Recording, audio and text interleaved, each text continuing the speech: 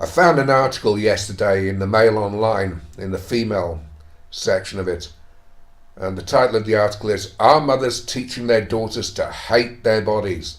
Yes, says an academic who argues that an epidemic of what she calls beauty sickness is condemning a generation of girls to self-loathing. Beauty sickness, you get a new one every day. And this is penned by Renee Engel. Anyway, this is a long article, so in order to get through it, I've skipped down quite a way already, but I'll leave a link to it in the description box. For the past 15 years, I have dedicated myself to studying girls' and women's struggles with beauty and body image. Through my research, I've come to realize there's an illness affecting women which is reaching epidemic proportions. It's what I call beauty sickness. Really? Well, I'd call it narcissism. And it's young women who are really paying the price. Beauty sickness is what happens when your emotional energy gets so bound up with what you see in the mirror that your appearance becomes your main focus. Isn't that what happened to Narcissus? He fell in love with his own image and ended up getting fucked up about the whole thing. And women, I mean, think about it like this. They spend hours in the bathroom checking themselves out in the mirror. Then before they go out, there's a mirror in the hall. They check themselves out in that. This is all narcissism. Then they get in their car, and then before they pull off, they look their face in the side mirror or the mirror in the car, and they adjust it. Now, how many times have you seen women do that? It's narcissism. Anyway, she continues, young women today scoff at the idea of a glass ceiling. Well, I'm glad about that, because there's no such fucking thing. And fight so hard to be treated with respect, but often seem willing to trade it all in a moment if they could only remake their physical appearance. Oh dear God. Skipping down, mothers worry about the negative influence of advertising campaigns on their daughter's body image, and they're right to. Well, I thought she was blaming mothers, and now the mothers are the ones worrying about it. Did these same mothers ever worry about the negative influence that these man-hating adverts have on their sons? Of course they don't. They don't give a shit.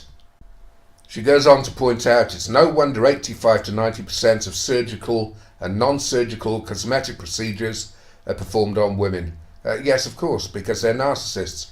And I'll point out here that around 90% of women, this is what I've read, 90% of women are on a permanent diet, and those diets rarely work because they're not on a real diet. They actually don't give a shit. They're just playing keep up with the Joneses with their friends. Anyway, moving down.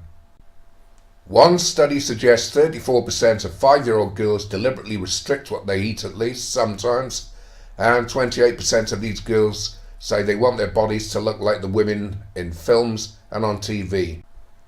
She then goes on to say, get this, when I hear young women express particularly vicious feelings about their bodies, they never tell me they learned the practice from movies or TV.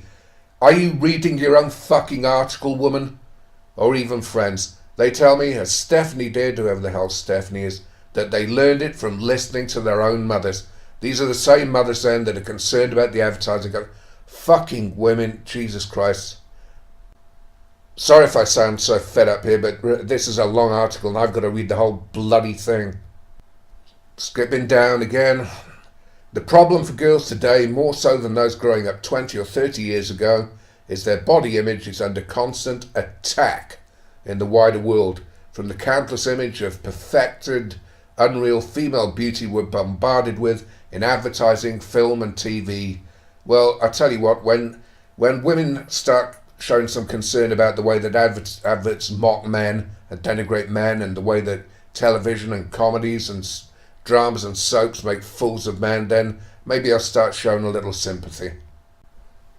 Researchers at one university analysed data from modelling agency websites and found more than 80% of models were underweight. Well, anyone who designs, any clothes designer will tell you that the reason they use underweight models and skinny models is because the clothes hang on them better and they look better on them. And that makes me think, you know, you get these big, huge magazines that sell all sorts of things, including clothes, and you go through the clothes section. The guys go through the clothes section, look at these hunky, chunky, handsome models and want to be like them and feel jealous and get fucked up and go on diets and have cosmetic surgery and fret about it. No. She continues, Mainstream advertising images are the most prolific offenders. Well, advertising, bashing men all the time. You want to call them prolific offenders and make it a criminal offence, that's fucking fine with me. Jail advertisers, or better still, just ban adverts altogether till they unfuck themselves.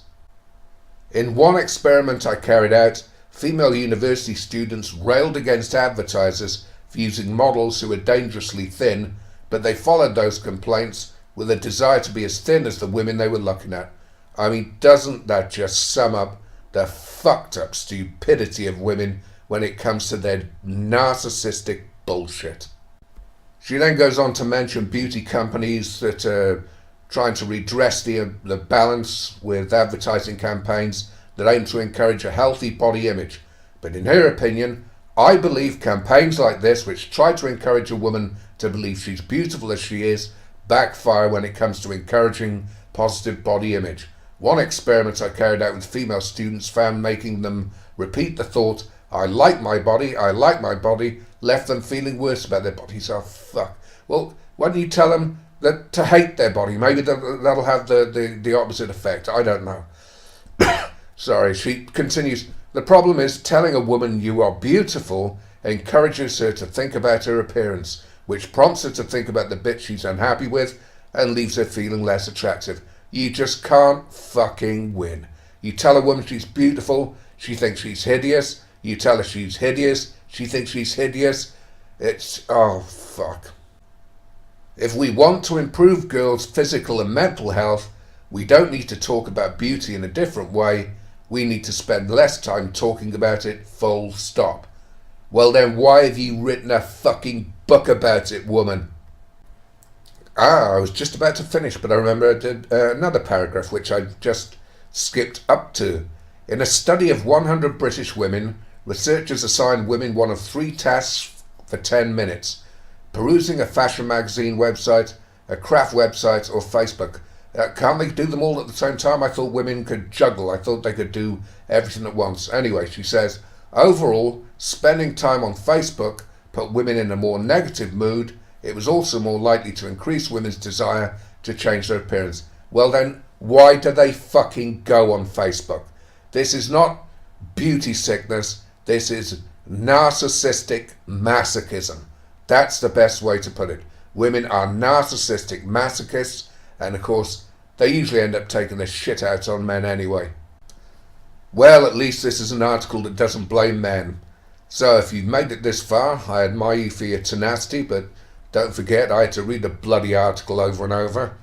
So God help me. I've just realised I'm not gonna call it beauty sickness. I'm gonna call it ugly duckling syndrome, as well as masochistic narcissism.